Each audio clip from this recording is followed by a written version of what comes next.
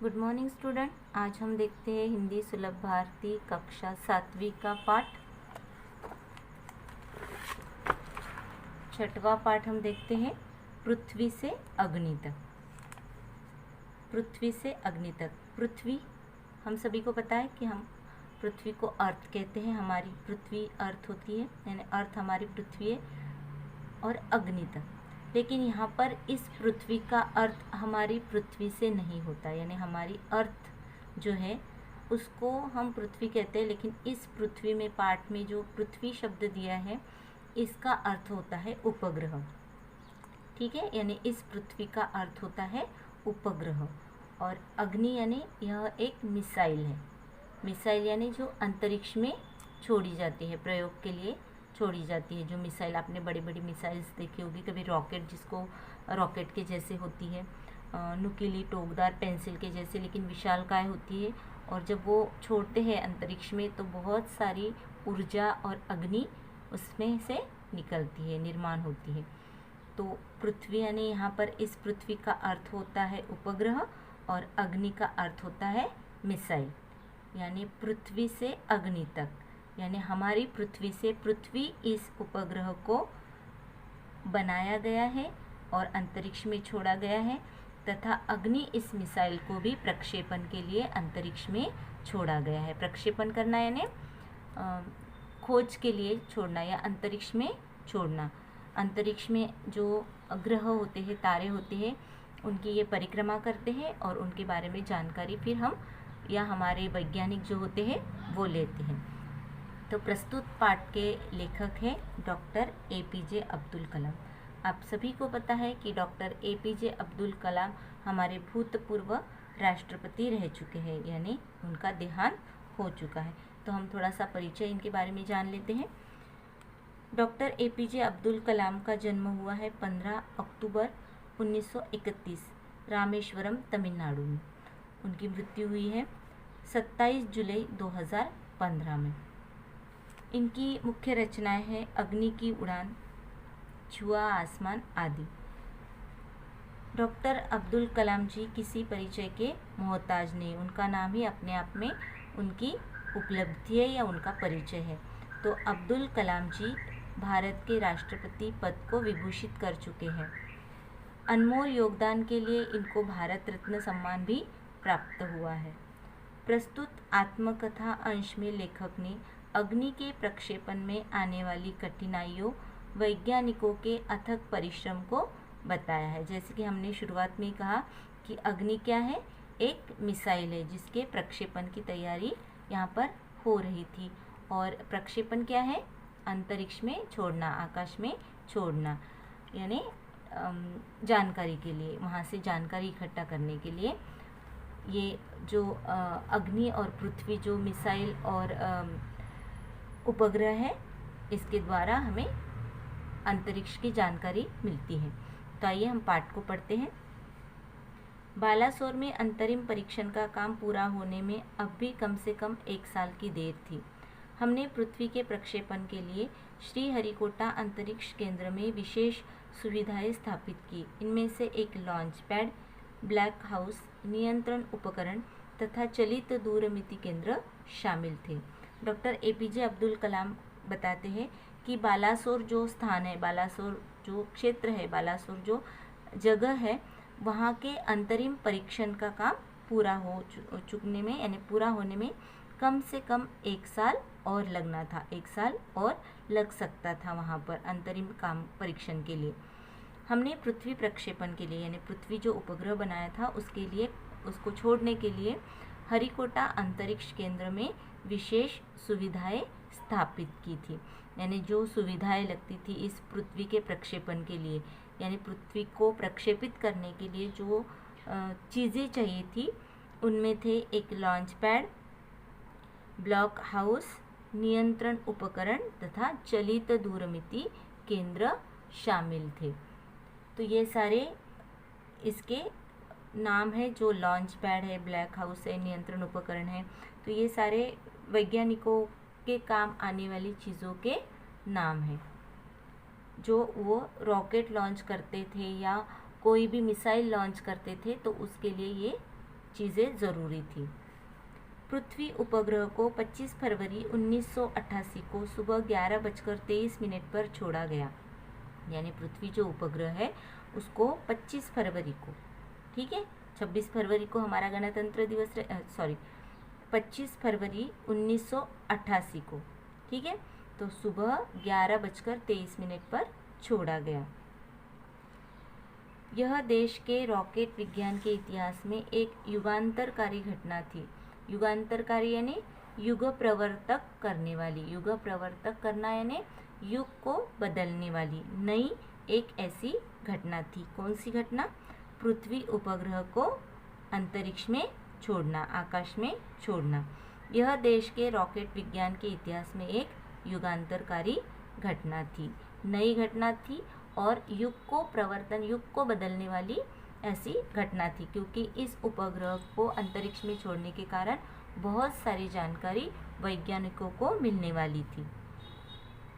निर्देशित मिसाइलों के क्षेत्र में एक आत्मनिर्भर देश के रूप में उद्भव ने संसार के सभी विकसित देशों को विचलित कर दिया। विकसित देश यानी जो देश तरक्की करता रहता है, निरंतर तरक्की करता है, उसको विकसित देश बोलते हैं। विचलित करना यानी उसको अस्थिर करना, यानी चिंता में डालना, ठीक है। तो हमारा देश जो है, हमारा भारत जो है, रोज़ दिन ब दिन हर समय कुछ ना कुछ नया खोज करता है। विकसित देश होता है हमारा, विकसित देश है हमारा, यानी हमारे देश में हर रोज़ या हमेशा कुछ ना कुछ नया होता ही रहता है। इस कारण जो बाकी के अलग देश है वो विचलित हो रहे हैं, यानी वो चिंता में पड़ रहे हैं, अस्थिर हो रहे हैं, विचलित कर दिया है उनको हमारे देश ने विचलित कर दिया है, क्योंकि हमारा देश दिन ब दिन तरक्की कर रहा है। सामर्थ्यशील नागरिक, अंतरिक्ष उद्योग और व्यवहार्य मिसाइल आधारित सुरक्षा प्रणालियों ने भारत को चुनिंदा राष्ट्रों के समूह में पहुंचा दिया। सामर्थ्यशील नागरिक यानी हमारे देश के नागरिक कैसे हैं? सामर्थ्यवान है, आत्मनिर्भर है, स्वावलंबी है। अंतरिक्ष उद्योग यानी आकाश में खोज करना, अंतरिक्ष की जानकारी लेना, नई नई खोज करना, इसमें भी हमारा भारत आगे है। व्यवहार्य मिसाइल आधारित सुरक्षा प्रणालियों ने, यानी जो जीवन के लिए ज़रूरी है, व्यवहार में आवश्यक है, ऐसी मिसाइलों का निर्माण भारत ने किया है। इसी कारण भारत चुनिंदा राष्ट्रों के समूह में पहुंचा दिया है और इसी कारण नई नई मिसाइलों की खोज के कारण भारत को कुछ चुनिंदा राष्ट्रों के समूह में अपना एक स्थान निर्माण करने में मदद मिली है। लेकिन क्या एक पृथ्वी ही पर्याप्त होगा? पृथ्वी जो हमारा उपग्रह है या मिसाइल है, वही उपग्रह पर्याप्त होगा यानी पूरा होगा? क्या 4-5 मिसाइल प्रणालियों का स्वदेशी विकास हमें पर्याप्त रूप से ताकतवर बना पाएगा? एपीजे अब्दुल कलाम कहते हैं कि एक पृथ्वी उपग्रह, पृथ्वी मिसाइल को छोड़ने के कारण हम सचमुच में हमारे लिए ये एक चीज़ ही काफ़ी है क्या? नहीं, हमें और भी हमारे देश को, स्वदेश को विकसित करने में और भी 4-5 मिसाइलों का निर्माण करना अवश्य है। उसी समय अग्नि को एक टेक्नोलॉजी प्रदर्शन परियोजना के रूप में विकसित किया जा रहा था। अग्नि जो है एक मिसाइल है और इस मिसाइल को टेक्नोलॉजी प्रदर्शन परियोजना, टेक्नोलॉजी यानी आपको पता होता है नई नई टेक्नोलॉजी, तो वो टेक्नोलॉजी प्रदर्शनी यानी मेला या जहाँ पर एग्जीबिशन होता है वो, तो ऐसी योजना में अग्नि को प्रदर्शित किया गया था, विकसित किया जा रहा था। देश के भीतर उपलब्ध समस्त संसाधनों को दांव पर लगाकर यही एक उत्तर था, यानी देश में जो उपलब्ध है, जो साधन उपलब्ध है, उसी के आधार पर अग्नि मिसाइल तैयार की जा रही थी। अग्नि टीम में 500 से अधिक वैज्ञानिक थे। अग्नि मिसाइल जो तैयार की जा रही थी, इस मिसाइल की टीम में 500 से अधिक ज़्यादा वैज्ञानिक थे और इस विशाल प्रक्षेपणों में अनेक संगठनों का नेटवर्क बनाया गया था और इसके साथ ही बहुत सारे संगठनों का इनमें सहकार्य मिला था, यानी बहुत सारे संगठन इस अग्नि मिसाइल को बनाने में सहायता कर रहे थे, मदद कर रहे थे। अग्नि का प्रक्षेपण 20 अप्रैल 1989 को निर्धारित किया गया। यानी अग्नि जो मिसाइल है वो कब प्रक्षेपित करने का तय हुआ? 20 अप्रैल 1989 को। यह एक अभूतपूर्व अभ्यास होने जा रहा था, यानी जो अब तक नहीं हुआ है ऐसा अभूतपूर्व अभ्यास होने जा रहा था कि अंतरिक्ष में अग्नि मिसाइल का प्रक्षेपण हो रहा था। अंतरिक्ष प्रक्षेपण यान के विपरीत मिसाइल प्रक्षेपण में व्यापक स्तर पर सुरक्षा संबंधी खतरे शामिल होते हैं। अब इस अंतरिक्ष प्रयोग में, अंतरिक्ष प्रक्षेपण में बहुत सारे खतरे भी होते हैं। तो प्रक्षेपण की पूर्व तैयारी की सारी गतिविधियां तय कार्यक्रम के अनुसार पूरी हो गई थी। यानी इस मिसाइल को कितने बजे छोड़ना है, कब छोड़ना है, कैसे छोड़ना है। कभी कभी ये बड़े बड़े प्रयोग करने में खतरा भी बहुत रहता है।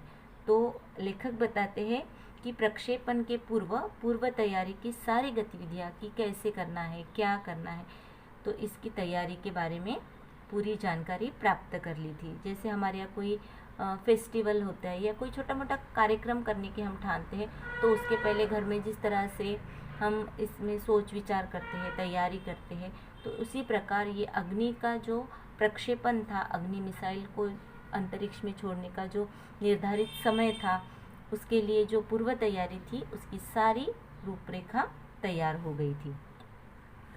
जिस समय हम T14 सेकंड पर थे, कंप्यूटर ने संकेत दिया कि उपकरणों में से कोई एक ठीक से काम नहीं कर रहा है। और जब ये प्रक्षेपण करने का समय आया, अग्नि मिसाइल प्रक्षेपण करने का समय आया, तो कंप्यूटर ने संकेत दिया, कंप्यूटर ने जानकारी दी कि इस उपकरण में से कोई एक ठीक से काम नहीं कर रहा है। इसे तुरंत सुधार लिया गया। उसके बाद उस उपकरण को तुरंत सुधार लिया गया। इसी बीच निचली रेंज के केंद्र ने होल्ड के लिए कहा, होल्ड यानी रुकिए। तो उसके बाद दूसरा संदेश मिला कि थोड़ा होल्ड कीजिए, यानी रुकिए। अगले कुछ सेकंडों में जगह जगह होल्ड की ज़रूरत पड़ गई और उसके बाद हर एक जगह में होल्ड की ज़रूरत पड़ गई। रुको रुको रुको ऐसे संदेश मिलने लगे। हमें प्रक्षेपण स्थगित करना पड़ा। स्थगित यानी रोकना। तो लेखक बताते हैं कि इतनी सारी पूर्व तैयारी होने के बावजूद भी हमें हमारे अग्नि मिसाइल का प्रक्षेपण रोकना पड़ा, स्थगित करना पड़ा यानी रोकना पड़ा। मैं अपनी टीम के सदस्यों से मिलने गया जो सदमे में और शोक की हालत में थे। लेखक बताते हैं कि मैं अपने टीम के सदस्यों से मिलने गया जो सदमे और शोक की हालत में थे। सदमा और शोक क्यों? क्योंकि उन्होंने 1 साल तक इसकी तैयारी की थी, 1 साल तक कड़ी मेहनत की थी, लेकिन इतनी कड़ी मेहनत के बाद भी कंप्यूटर उसमें कुछ कमियां दिखा रहा था और बात बात पर होल्ड कर रहा था, यानी रुकने का संदेश दे रहा था। मैंने SLV 3 के अपने अनुभवों को उनके साथ बांटा। मेरा प्रक्षेपण यान तो गिरकर समुद्र में खो गया था, लेकिन उसकी वापसी सफलता के साथ हुई। आपकी मिसाइल अभी तक आपके सामने है। वास्तव में आपने कुछ भी ऐसा नहीं खोया है जिसे 1-2 हफ्तों में काम से सुधारा न जा सके। अब लेखक ने उन्हें ढांढस बंधाया। जो वैज्ञानिक थे, उनके टीम के जो सदस्य थे, उनको लेखक ने सांत्वना दी। APJ अब्दुल कलाम ने सांत्वना दी कि मेरा जो प्रक्षेपण यान था वो तो समुद्र में खो गया था, लेकिन फिर भी वो सही सलामत वापस आया, उसकी सफलता हुई, उसकी वापसी सफलता के साथ हुई। लेकिन आपकी मिसाइल तो आपके सामने ही है, तो इसमें कुछ सुधार करके उसको वापस भेज सकते हैं। वास्तव में आपने कुछ भी ऐसा नहीं खोया है, आपने कुछ खोया नहीं है, यानी आपकी जो अग्नि मिसाइल है उसको आपने खोया नहीं है, जिसे 1-2 हफ्तों के काम से सुधारा न जा सके। आप उसको 1-2 हफ्तों में सुधार कर उसमें की कमियां दूर करके फिर से इसको प्रक्षेपण के लिए छोड़ सकते हैं। इस विवरण ने उन्हें जड़ता की हालत से झकझोर कर बाहर निकाल दिया और इस सांत्वना के बाद, इसके अब्दुल जे कलाम जी के इतना कहने के बाद जो वैज्ञानिक थे वो इस सदमे से बाहर आ गए और सारी की सारी टीम उप प्रणालियों की जांच और उन्हें ठीक करने में काम में जुट गए। और उसके बाद अग्नि मिसाइल के प्रक्षेपण में ये टीम फिर से जुट गई। अगले 10 दिन तक दिन रात चले विस्तृत विश्लेषण के बाद हमारे वैज्ञानिकों ने मिसाइल को 1 मई 1989 को प्रक्षेपण के लिए तैयार कर लिया। यानी 10-15 दिनों के काम के बाद, यानी उसकी जो कमियां थी वो दूर करने के बाद लेखकों की टीम के जो वैज्ञानिक थे उन्होंने उस मिसाइल को 1 मई 1989 को प्रक्षेपण के लिए तैयार कर लिया। लेकिन स्वचालित कंप्यूटर जांच अवधि के दौरान T10 सेकंड पर एक होल्ड का संकेत दिखाई पड़ा, लेकिन इसके बाद भी 10 सेकंड पर होल्ड का संकेत दिखाई पड़ा, यानी रुकने का संकेत मिला। प्रक्षेपण फिर एक बार स्थगित करना पड़ा, यानी जो अंतरिक्ष में प्रक्षेपण करने की तैयारी थी वो फिर से एक बार रुकानी पड़ी। स्थगित करना यानी रुकाना। रॉकेट विज्ञान के क्षेत्र में इस तरह की चीज़ें बहुत आम है और अक्सर अन्य देशों में भी होती रहती है। तो ये जो प्रक्षेपण की क्रिया होती है वहाँ पर कुछ संकेत मिलना या वो खराब होना ये आम बात है। तो अक्सर दूसरे देशों में भी ऐसी समस्या आती रहती है। मैंने DRDL RCI परिवार के 2000 से भी अधिक सदस्यों को संबोधित किया। यानी जो टीम थी, टीम में जो 2 ग्रुप बनाए गए थे, DRDL और RCI, इन 2 ग्रुपों को लेखक ने संबोधित किया, यानी लेखक ने उनको बताया। बहुत मुश्किल से ही किसी प्रयोगशाला या R&D संस्थान को देश में पहली बार अग्नि जैसी प्रणाली विकसित करने का अवसर मिलता है। यह महान अवसर हमें दिया गया था। स्वाभाविक रूप से बड़े अवसर अपने साथ बराबर की चुनौतियां लेकर आते हैं। हमें हिम्मत नहीं हारनी चाहिए। लेखक कहते हैं कि हमें हिम्मत नहीं हारनी चाहिए। चुनौतियां तो आती रहती है, समस्याएं तो आती रहती है। किसी भी काम में समस्या और चुनौतियां आती रहती है। समस्याओं को हमें हराने का मौका नहीं देना चाहिए। देश को हमसे सफलता से कम कुछ भी पाने का अधिकार नहीं है। आइए सफलता को लक्ष्य बनाएं।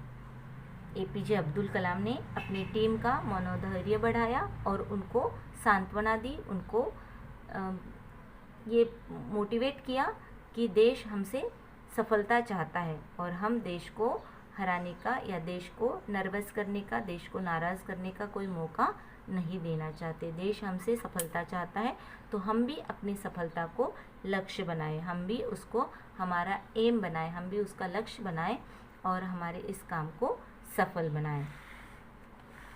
अपना संबोधन लगभग ख़त्म कर चुका था कि मैंने लोगों को कहते हुए पाया, मैं आपसे वादा करता हूँ, महीने के ख़त्म होने के पहले ही अग्नि का कामयाबी से प्रक्षेपण करने के बाद हम यहाँ वापस मिलेंगे। जो उस वैज्ञानिकों के ग्रुप के लोग थे वो कह रहे थे लेखक से कि महीने के ख़त्म होने के पहले, यानी 1 महीने के अंदर अंदर ही हम अग्नि मिसाइल का सफलता से प्रक्षेपण करेंगे। यह किसी आश्चर्य से कम नहीं था।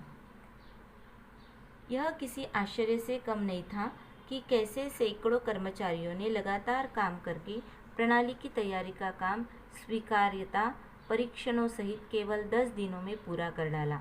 लेकिन अब बाधाएं पैदा करने की बारी विपरीत मौसम की थी।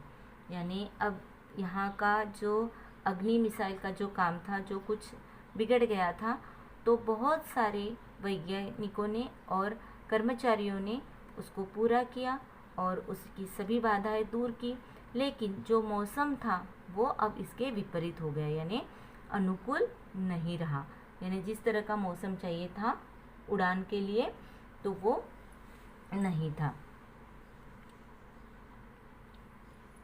यह किसी एक चक्रवात का खतरा मंडरा रहा था। चक्रवात यानी भवंडर जिसको हम बोलते हैं, जो तेज़ हवाएं चलती है वो। सभी कार्य केंद्र उपग्रह संचार के जरिए आपस में जुड़े हुए थे। सभी कार्य केंद्र यानी छोटे मोटे केंद्र उपग्रह संचार के जरिए आपस में एक दूसरे से जुड़े हुए थे। मौसम संबंधी आंकड़े रुक रुक कर आने लगे और 10 मिनट के अंतराल में उनकी बाढ़ सी आ गई। यानी मौसम संबंधी जो आंकड़े थे पहले थोड़े अंतराल के बाद आ रहे थे, लेकिन उसके बाद तो जैसे एक साथ बाढ़ सी आ गई। यानी मौसम विभाग ने स्पष्ट किया कि अग्नि का प्रक्षेपण अब करना उचित नहीं है। अंततः प्रक्षेपण 22 मई 1989 के रोज़ निर्धारित किया गया। जो प्रक्षेपण करना था वो टल गया और एक नई तारीख निर्धारित की गई, नई तारीख बनाई गई कि 22 मई 1989 को ये अग्नि मिसाइल का हम प्रक्षेपण करेंगे। यह पूर्णिमा की रात थी। ज्वार के कारण लहरें किनारे से टकराकर और अधिक शोर मचा रही थी। यानी नदी के लहरें जो थी वो किनारे से टकरा रही थी और रात के सन्नाटे में उनकी आवाज़ें, उनकी लहरों की आवाज़ें बहुत ज़ोर से सुनाई दे रही थी। क्या हम अग्नि के प्रक्षेपण में कल सफल होंगे? वैज्ञानिकों और कर्मचारियों ने एपीजे अब्दुल कलाम से प्रश्न पूछा कि जो हमारे अग्नि मिसाइल का प्रक्षेपण है कल होने वाला है, जो हम अंतरिक्ष में छोड़ने वाले हैं, तो क्या वो प्रक्षेपण सफल होगा? यह सवाल हमारे दिमाग से सबसे ऊपर था, लेकिन हम में से कोई भी उस सुंदर रात के जादू को खंडित करना नहीं चाहता था। यानी उस रात का जो दृश्य था वो बहुत ही सुहावना था। कल के बारे में सभी सोच रहे थे, लेकिन नदी के किनारे जो लहरें आ रही थी और पानी का जो शोर हो रहा था वो बहुत ही सुंदर था। रात की सुंदरता का जादू सभी पर था और इसीलिए कोई उसको खंडित नहीं करना चाहता। एक लंबी खामोशी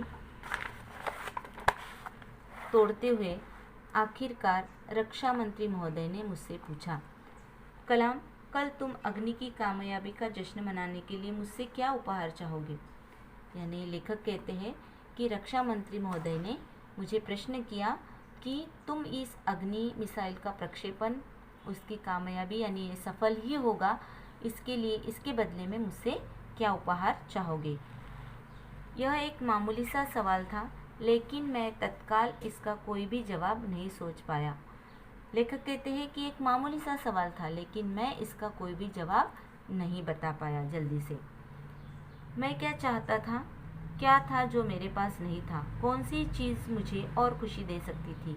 और तब मुझे जवाब मिल गया। हमें RCI में लगाने के लिए 1 लाख पौधों की ज़रूरत है, मैंने कहा। अगले दिन सुबह 7:10 पर अग्नि मिसाइल प्रज्वलित हो उठी। लेखक कहते हैं कि जब रक्षा मंत्री ने सवाल पूछा तब मैं कुछ भी सोच नहीं पा रहा था उस सवाल के जवाब में, लेकिन उसके बाद मैंने उनसे 1 लाख पौधे मांगे। 1 लाख पौधों की ज़रूरत है ऐसा कहा और दूसरे दिन सुबह 7:10 पर अग्नि मिसाइल का प्रक्षेपण हो गया। प्रज्वलित हो उठा ने उसको प्रक्षेपण के लिए तैयार कर लिया गया। यह एक परिपूर्ण प्रक्षेपण था। सभी उड़ान मानक पूरे हुए। यह एक दुस्वप्न भरी नींद के बाद एक खूबसूरत सुबह में जागने जैसा था। हम अनेक कार्य केंद्रों पर 5 साल की कड़ी मेहनत के बाद लॉन्च पैड पर आए थे। पिछले 5 हफ्तों में गड़बड़ियों की एक श्रृंखला की अग्नि परीक्षा से गुजरते रहे थे, लेकिन अंततः हमने यह कर दिया।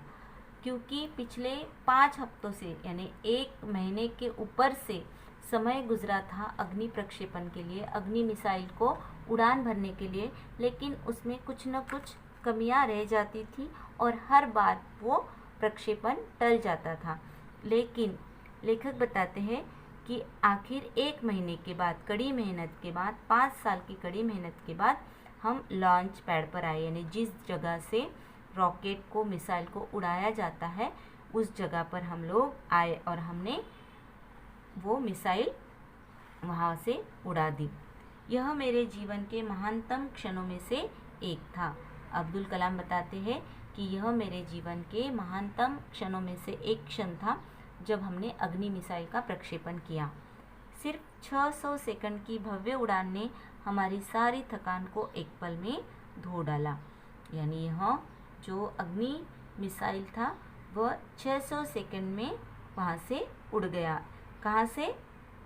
लॉन्च पैड से। जिस जगह से उसको तैयार किया था, जिस जगह से उसको उड़ाना था, वहाँ से वो केवल 600 सेकंड में उड़ गया। और उसके उड़ते ही हम लोगों ने जितनी मेहनत की थी, जितना हम लोग थके थे, वो सारी मेहनत, वो सारी थकान मानो एक पल में चली गई। सालों की मेहनत का क्या शानदार नतीजा मिला और इस सफल उड़ान के बाद, सफल प्रक्षेपण के बाद सभी के चेहरे पर एक तरह से उल्लास, आनंद आया और सभी को लगा कि वो अपने कार्य में सफल हो गए हैं। तो बच्चों, आज हमने ये पाठ पढ़ा है पृथ्वी से अग्नि तक। हम इसके प्रश्नों के उत्तर कल लिखेंगे।